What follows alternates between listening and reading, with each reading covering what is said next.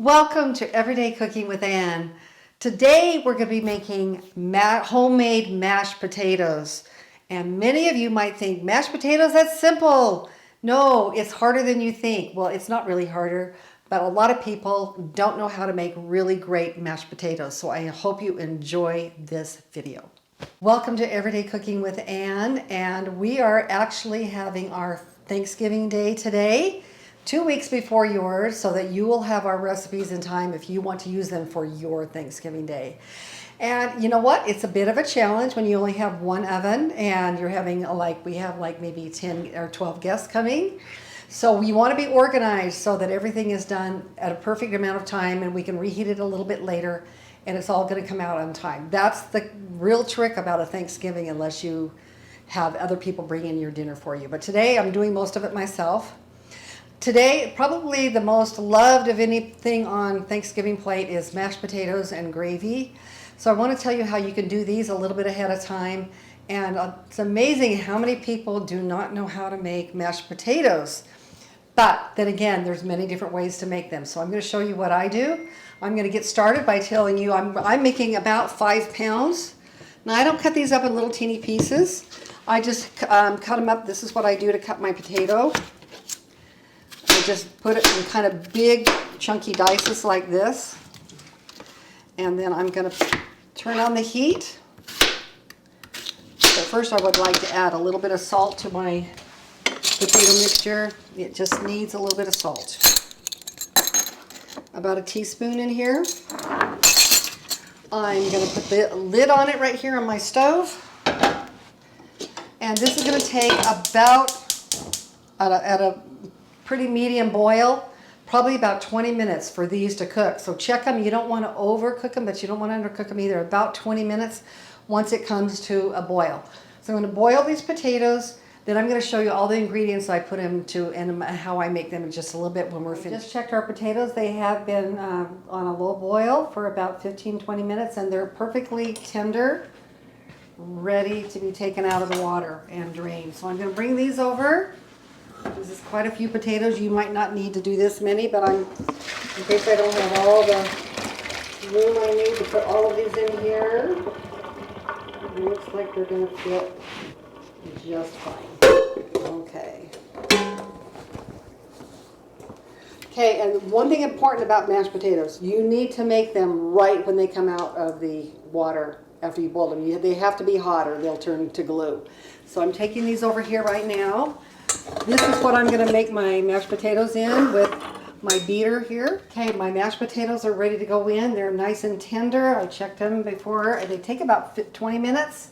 You can see they're totally ready to go. You've got to make sure that they're steaming hot when you're ready to put into your mixer to make them mashed. Okay, so what I'm going to do is put as many as I think will fit in here right now and still work. I may have to do a second batch here. Actually, they might be fine, but I think I won't worry about that at the moment. And this is not a recipe. This is kind of just a process of what I do, okay? I want to make sure that it's got the seasoning I want in it, so I'm going to put maybe a half a teaspoon of salt. I'll correct that later if I need to. Some pepper, too. Garlic salt is a must. It's what makes these taste so good. So I would say about a teaspoon of that. Okay, we're going to put in some butter. Probably about a cube. I've probably got a 3/4 of a cube of butter here. Put those in. I'm going to put in just a couple of tablespoons. You can see a little bit of sour cream. If you have buttermilk, I add this into it as well. Just a little bit there, and then I may add more later. But the real secret ingredient that makes it taste so creamy is not like milk, but evaporated milk. So I'm going to put a little bit in right now and see how much more I need in a minute. You can see I'm not a definite recipe cook on this recipe, but that's okay because it's going to turn out great no matter how much of whatever you put in here, because it's all really great ingredients. I put on the beating so that they mash up and turn and whip up nicely.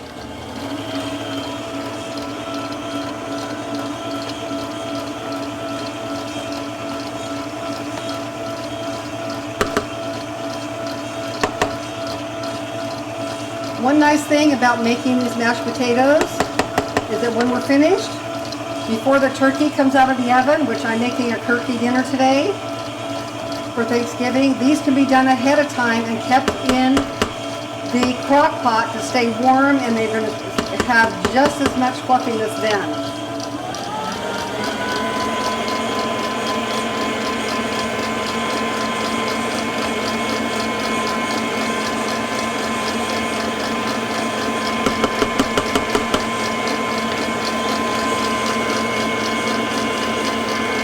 Another thing you can do, and I'm not going to do today, is you can add a little bit of shredded cheese, a little bit of green onion into it as well. But we don't really need that to dress it up because we're going to have gravy on it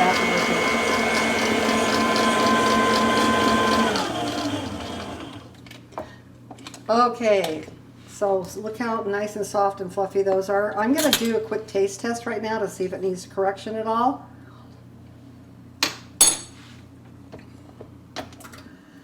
They taste perfect. And you can see how imperfect I was on adding anything here. I'm going to put these in this batch in my crock pot and start making the other batch. But look, these are beautiful, fluffy. You can put a little bit of paprika and butter on top of it. These are going to be the hit of your Thanksgiving dinner, actually, besides everything else I told you, the rolls and everything else that you can have. So I'm glad you get to try these soon, and let me know how it works out for you. Beautiful homemade mashed potatoes with a little bit of paprika and butter melting into it. I mean, it's just delectable. Can't wait for our dinner to start. This is worth it all. Okay, we've made the mashed potatoes ahead of time. We took a picture of the turkey, which we're going to carve. Right now, I'm making the gravy. I've taken a little bit of drippings, and you know that most of the juice is in the turkey and didn't get bled out. And so we have very few drippings. Well, actually, this is how many drippings we had with the turkey. And I've already made up a little bit of just some water and some flour to thicken it. Now that it's boiling, I'm just going to add a little bit of this at a time till it's where I want it to be. That's how easy. You don't need to season it. You don't need to put any kind of turkey gravy packet in. This is going to make perfect gravy. I'm just going to wait and see as I add it. There's some little flecks of turkey in here. Also, this is the pan also that I actually put the neck in, and I let it with the giblets and different things, and I also got a broth made out of this to make this even more flavorful. So that was in the pan ahead of time. I took that out, and now I want to make sure that this gravy is the perfect thickness, so I'm going to add a little bit more, waiting for it to kind of boil and thicken here. Most of our flour and water, but you want to make sure you mix this up thoroughly with a wire whisk before you add it to your gravy. I just tested the gravy. The flavor is amazing. You don't need to add anything to it. I'm going to turn this off now because this is going to be my gravy boat. And I'm going to add the gravy here. It has little flecks and pieces of turkey in it.